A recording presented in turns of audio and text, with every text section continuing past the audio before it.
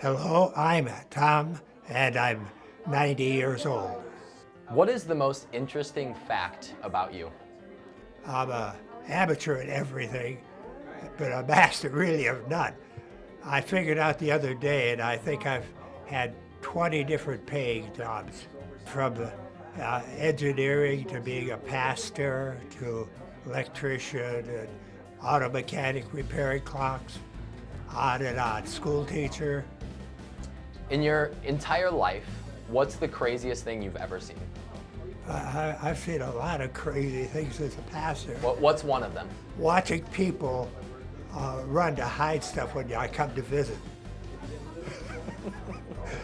They see the knock at the door, see who's there, and oh, pastor, they gotta run and put stuff away before I get in. Mainly it's magazines or something off of the coffee table.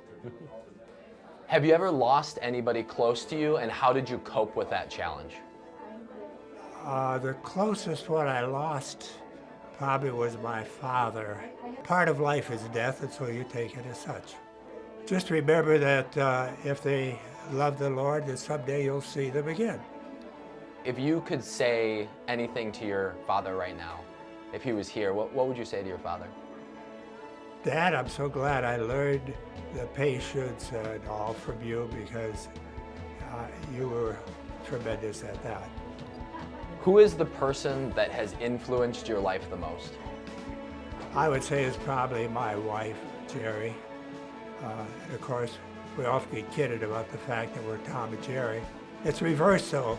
She's the cat that does all the tackling, and I'm the mouse. Do you care to explain any further? Yeah, before we got married, the church we grew up in was a fairly large church, said that giddy gal and that quiet guy will never make it. But here we are 69 years later, going strong. What is your favorite memory in your entire life? I suppose it'd be my wedding. We were in a rather large church, and I had my brother stand up with me, and we wore tails and hat and cane and stuff, and so it was interesting to see that, the pictures that come out from it. They say it's the little things in life that matter the most. What are some of those little things in your life? The little things, I suppose, would be the fact that life just keeps going on. You have ups and downs, and you just have to take it as it is and let it go at that.